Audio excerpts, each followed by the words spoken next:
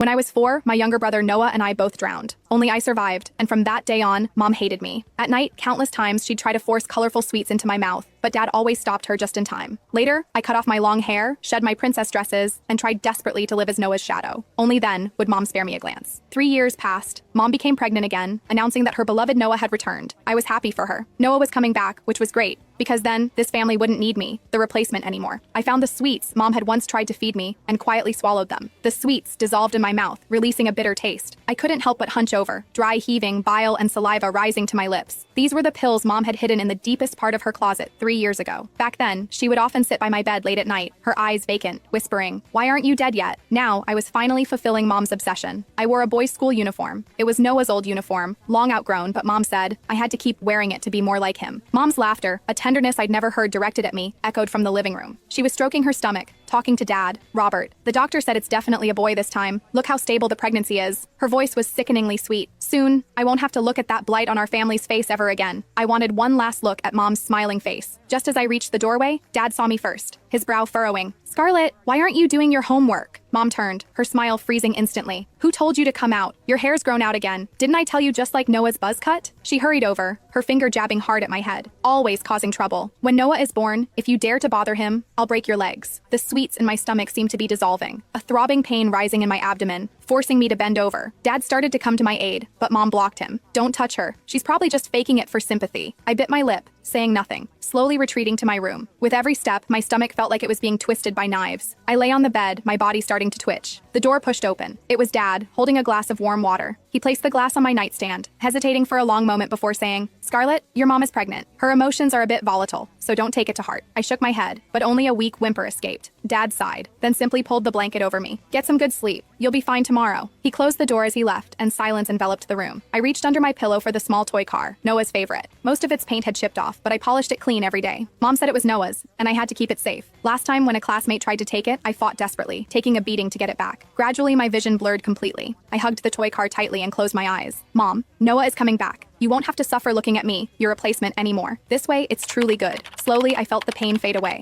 Like a dandelion seed carried by the wind, I floated gently into the air, clearly seeing the small body on the bed. The crumpled school uniform clung to her face as white as paper, her lips an unnatural purplish blue. A smudge of undigested bile still clung to the corner of her mouth, and in her hand, she clutched that small toy car. Mom pushed the door open just as I was looking down at my own hands. They were transparent, allowing the sunlight to pass through them, revealing a